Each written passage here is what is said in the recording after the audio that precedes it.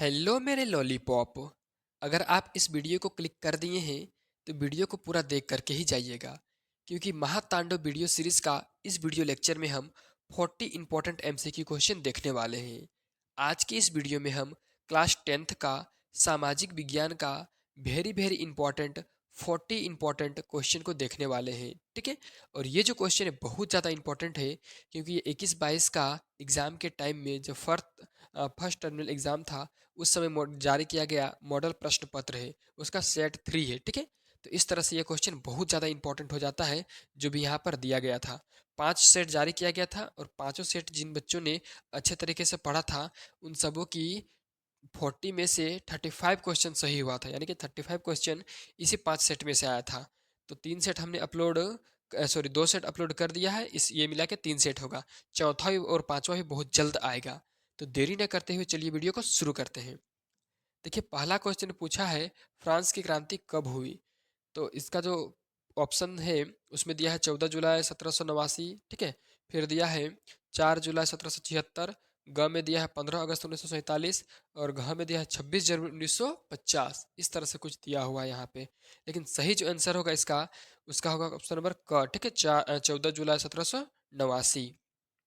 चलिए, दूसरा क्वेश्चन क्या है, फ्रांस की क्रांति का अग्रदूत किसे कहा जाता है?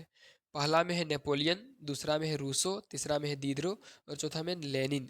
तो 2 नंबर का सही जो आंसर होगा ऑप्शन नंबर ख होगा। ठीक है ना, रूसो। ठीक है।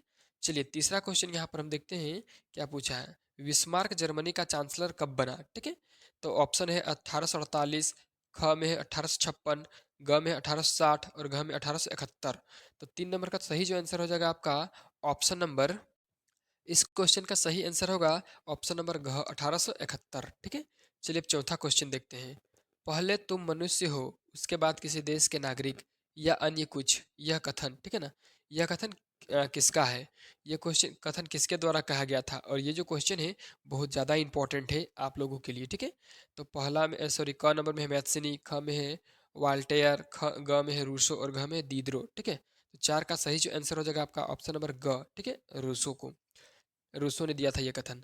चलिए, 5 में है विश्वकोश नामक ग्रंथ की रचना किसने की? तो विश्वकोश नामक ग्रंथ की रचना किसने किया था? तो ये किया था दीदरो ने। ठीक है, ऑप्शन नंबर ग सही होगा। चलिए, अब छठा क्वेश्चन यहाँ पर देखिए। ठीक है ना, छठा जो क्वेश्चन है वो आप लोग के लिए बहुत ज़्यादा इंपॉर्टेंट है। ठीक है। पूछा है, डिस्कवरी ऑफ इंडिया नामक पुस्तक के लेखक कौन है? ठीक है। तो इसका ख नंबर ऑप्शन सही होगा, पंडित जवाहरलाल नेहरू। ठीक है। चलिए, अब देखते हैं हम लोग सातवां क्वेश्चन। सातवां क्वेश्चन में क्या पूछा गया यहाँ पे कि यह किसका कथन है? कौन सा? तो तुम मुझे खून दो, मैं तुझे आज़ादी दूंगा। ठीक है। ये तो और भी ज़्यादा भी आई, आप लोग बहुत ज़्यादा बार ये वाला पढ़ा होगा, 6 क्लास में पढ़ा होगा, 7 क्लास में पढ़ा होगा। ठीक है। फिलहाल 7 का सही आंसर ऑप्शन नंबर ग होगा। ठीक है ना, सुभाष चंद्र बोस। चलिए, 8 नंबर क्वेश्चन, बंगाल का विभाजन कब हुआ? ठीक है। तो 8 का जो सही आंसर होगा ऑप्शन नंबर ग, 1905 ईस्वी में। ठीक है। चलिए, अब छठा, सॉरी, छठा नहीं, 9 नंबर का क्वेश्चन। 9 नंबर में क्या पूछा गया है, संथाल विद्रोह के नेता कौन थे? ठीक है ना। तो क में दिया है बिरसा मुंडा, ख में दिया है जतरा उराव, ग में दिया है तिलका मांझी और घ में दिया है सिद्धू और कान्हू। तो 9 का जो सही आंसर हो जाएगा ऑप्शन नंबर घ सही होगा। ठीक है ना, सिद्धू और कान्हू। चलिए, 10 नंबर का क्वेश्चन देखते हैं। यहाँ पर थोड़ा सा लंबा ऑप्शन है, इसलिए इसको हम थोड़ा छोटा कर देते हैं। 10 नंबर। ठीक है। क्वेश्चन है, खिलाफत आंदोलन के प्रमुख नेता कौन थे?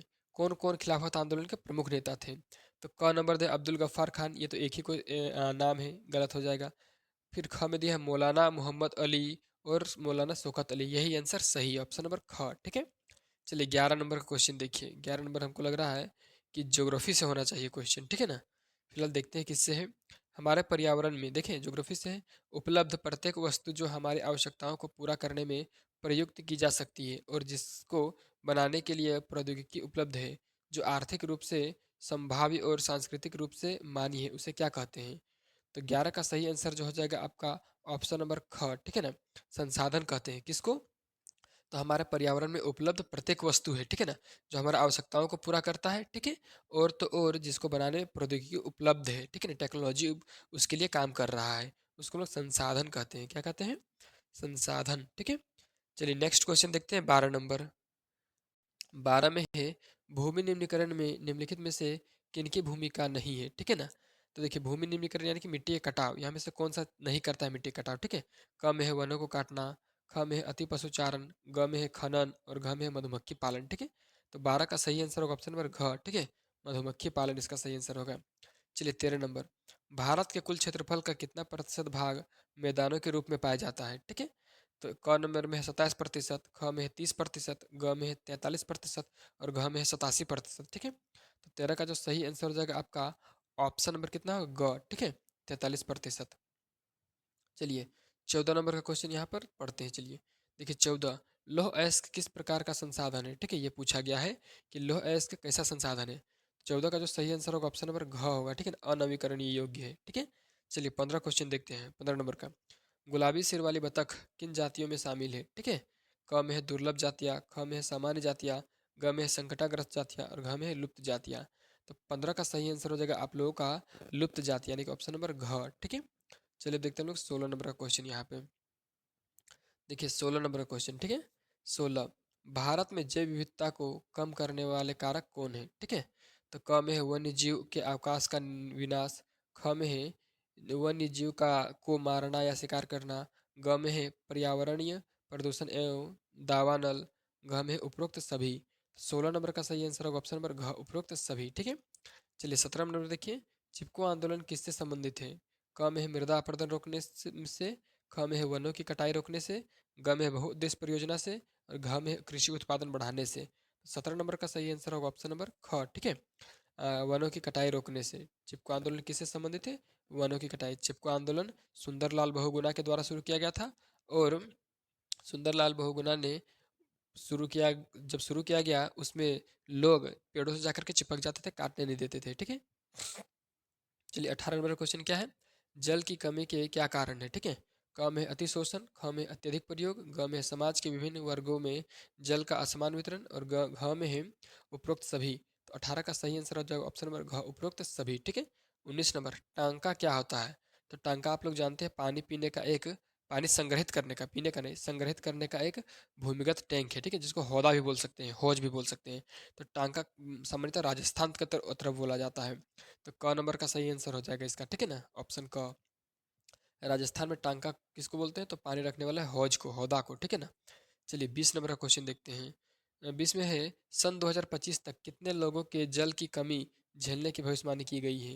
देखिए 2025 जब आ जाएगा, यानी कि अब कुछ दिन बाद ही 2025 आ जाएगा, तो कितने लोग जल की कमी झेलेंगे, यानी कि जल का कमी का महसूस करेंगे।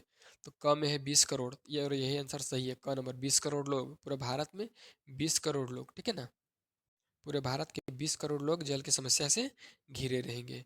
चलिए अब क्वेश्चन नंबर अगला चलते हैं, जो कि 21 नंबर है, ठीक है। क्या है, हम किसी देश की प्रति व्यक्ति आय की गणना कैसे कर सकते हैं, ठीक है। हम किसी भी देश का प्रति व्यक्ति आय का गणना कैसे करेंगे। तो 21 नंबर का सही आंसर देखते हैं, फिर समझाते हैं आपको। 21 नंबर का सही आंसर ऑप्शन नंबर ख, किसी देश की कुल आय को कुल जनसंख्या से भाग देकर।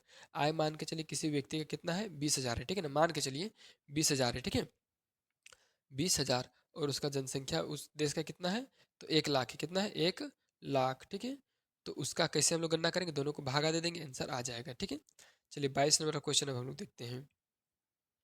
देखिए 22, ठीक है, 22 थोड़ा छोटा कर दिए हैं। क्या है, वे देश की जिनकी 2017 में प्रति व्यक्ति आय 12,056 डॉलर प्रति वर्ष या उससे अधिक होती है, तो वह देश निम्न में से किस श्रेणी के अंतर्गत होगा। देखिए $1 में कितना होता है, तो $1 बराबर होता है 80, अभी 84 रुपया चल रहा है, ठीक है, 84 भारतीय रुपया, ठीक है। 1 अमेरिकन डॉलर बराबर 84 भारतीय रुपया, ठीक है। तो यहाँ देखिए कितना है, 12.56 डॉलर है, ठीक है ना। तो इसको 12 मानिए, ठीक है ना, 12 गुना कर देंगे 80 से, मान के चलिए, तो 12 96, यानी कि कितना हो जाएगा, 96 और एक जीरो, ठीक है ना, 9,600, यानी कि लगभग 10,000 है। तो ये किसके अंतर्गत आता है, ठीक है ना। तो ये आता है आप लोगों का विकसित, यानी कि 22 का ख सही होगा, ठीक है। चलिए 23 नंबर में है, सतत विकास का उद्देश्य है। 23 नंबर का सही आंसर होगा ऑप्शन नंबर, यहाँ देखिए क में क्या दिया है, विकास केवल अपने लिए। सतत विकास का ऐसा मतलब बिल्कुल भी नहीं है, ठीक है। ख में यहाँ पर देखिए क्या दिया हुआ है, विकास केवल दूसरों के लिए, ये भी गलत है। ग में क्या दिया हुआ है, तो विकास वर्तमान के लिए एवं आने वाली पीढ़ी दोनों के लिए, और घ में है विकास केवल आने वाली पीढ़ी के लिए। तो सतत विकास का मतलब ऑप्शन नंबर घ सही होता है, ठीक है ना, सॉरी, ऑप्शन नंबर ग सही होता है, विकास वर्तमान के लिए एवं आने वाली पीढ़ी दोनों के लिए, ठीक है। चलिए 24 नंबर क्वेश्चन क्या बोल रहा है, निम्नलिखित में से किस राज्य की साक्षरता दर सबसे अधिक है? ठीक है, तो 24 का सही आंसर क्या है? ऑप्शन नंबर ग। ठीक है ना, केरल का साक्षरता दर सबसे अधिक है यहाँ पे। चलिए, केरल में ही सबसे ज़्यादा पढ़े लिखे लोग रहते हैं। मतलब सबसे ज़्यादा पढ़े लिखे नहीं, लेकिन जो लोग भी होते हैं वहाँ पर पढ़े लिखे ही होते हैं। ठीक है। 25 नंबर, यदि एक देश की प्रति व्यक्ति आय 500 रुपया है तथा जनसंख्या 5000 है, तो उस देश की कुल आय निम्न में से कौन सी होगी? तो 25 का सही आंसर होगा ऑप्शन नंबर क। ठीक है ना, 25 इकाई दहाई सैकड़ा हजार 10,000 लाख, 25 लाख होगा। ठीक है, लाख करोड़ 10 करोड़, 25 करोड़ है, सॉरी, 25 यहाँ पर करोड़ है। ठीक है ना, ऊपर हम गिने, 25 करोड़ होगा इसका सही आंसर। चलिए हम लोग देखते हैं 26 नंबर का क्वेश्चन। ठीक है, 26, निम्न में से कौन से क्रियाकलाप द्वितीयक क्षेत्र के अंतर्गत आते हैं? ठीक है, तो 26 का सही आंसर होगा ऑप्शन नंबर क। इस क्षेत्र में वस्तुओं के स्थान पर सेवाओं का उत्पादन होता है। ठीक है, ये इसका सही है। चलिए अब 27 नंबर का क्वेश्चन हम देखते हैं यहाँ पे। 27 में क्या पूछा है? प्रछन्न बेरोजगारी का मतलब ऐसी स्थिति से है जहाँ लोग क्या क नंबर में बेरोजगार हैं, ख नंबर में नियोजित है लेकिन कम वेतन अर्जित करते हैं, ग नियोजित है लेकिन उत्पादक शून्य है, और घ वर्ष के कुछ महीनों में बेरोजगार हैं। तो इसका ऑप्शन नंबर ग सही होगा 27 का। ठीक है, कि नियोजित है लेकिन उत्पादक शून्य है। चलिए देखते हैं हम लोग 28 नंबर का क्वेश्चन यहाँ पे। ठीक है, देखिए 28 नंबर का क्वेश्चन में क्या पूछा गया है? 14 तथा 15 वर्ष की आयु के स्कूल जाने वाले कुल बच्चों का उस आयु वर्ग के कुल बच्चों के साथ प्रतिशत क्या कहलाता है? देखिए यहाँ पूछा है 14 तथा 15 वर्ष के आयु के लोग स्कूल जाते हैं, उसके बच्चे। ठीक है, 14-15 साल के बच्चे स्कूल जाते हैं, तो कुल बच्चों का उस वर्ग के कुल बच्चों के साथ प्रतिशत क्या कहलाता है? तो इसका जो सही आंसर हो जाएगा 28 का ऑप्शन नंबर क हो जाएगा। ठीक है, निवल उपस्थिति अनुपात। चलिए 29 नंबर, 29 नंबर को थोड़ा बड़ा करते हैं। ठीक है, ये रहा आपके सामने। चलिए 29 में क्या पूछा है? संगठित क्षेत्र का सही अर्थ चुने। ठीक है, तो 29 का सही जो आंसर हो जाएगा आपका ऑप्शन नंबर क सही होगा।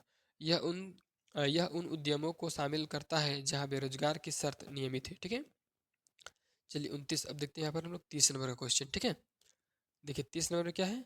कौन से क्षेत्रक को सेवा क्षेत्रक भी कहा जाता है? तो 30 का सही आंसर हो जाएगा ऑप्शन नंबर ग। ठीक है, तृतीय क्षेत्रक को। चलिए हम लोग क्वेश्चन नंबर 31 चलते हैं। ठीक है, देखिए 31 में क्या है? सत्ता की साझेदारी के क्षैतिज वितरण के अंतर्गत कौन शामिल है? ठीक है, तो 31 का जो सही आंसर होगा ऑप्शन नंबर ग होगा। ठीक है, विधायिका, कार्यपालिका और न्यायपालिका। चलिए 31 के बाद अब चलते हैं हम लोग 32 नंबर का क्वेश्चन। ठीक है, देखिए 32 नंबर में क्या पूछा गया है? यूरोपीय संघ का मुख्यालय कहाँ अवस्थित है? ठीक है, तो 32 का जो सही आंसर हो जाएगा आप लोगों का ऑप्शन नंबर क, ब्रुसेल्स में। ठीक है, चलिए 33, सामुदायिक सरकार किस देश से संबंधित है? तो यहाँ पर ऑप्शन आप देख सकते हैं कि सामुदायिक सरकार किस देश से संबंधित है इस क्वेश्चन का। ऑप्शन में क्या क्या दिया हुआ है वो देखिए, श्रीलंका है, बेल्जियम है, भारत है और जर्मनी है। तो 33 का सही आंसर है ऑप्शन नंबर घ। ठीक है, जर्मनी।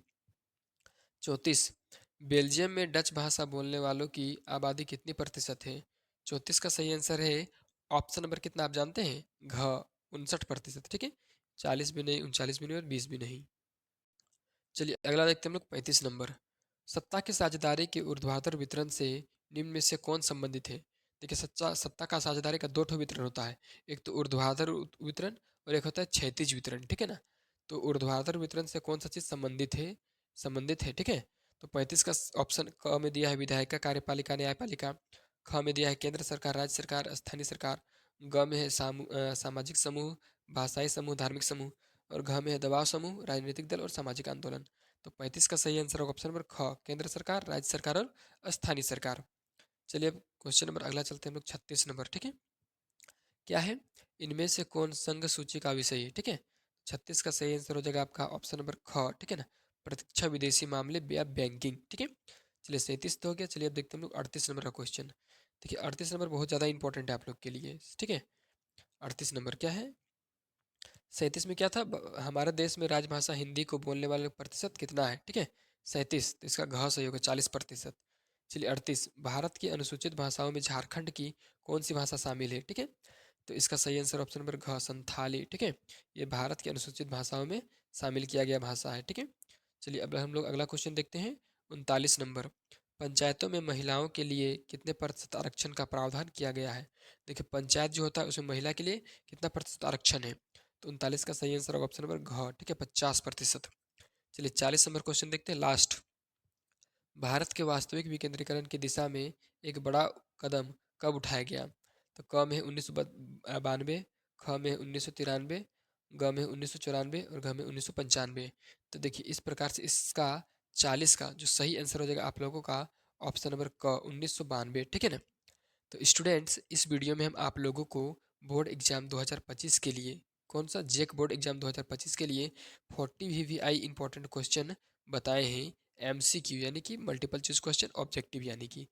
तो अगर आपको इस तरह का वीडियो अच्छा लगता है, इस तरह का कंटेंट इंपॉर्टेंट लगता है, तो सबसे पहले वीडियो को लाइक कीजिए, फिर चैनल को सब्सक्राइब कीजिए और सबसे इंपॉर्टेंट अपने स्कूल के सभी स्टूडेंट्स, सभी दोस्त के साथ इस वीडियो को शेयर कीजिए।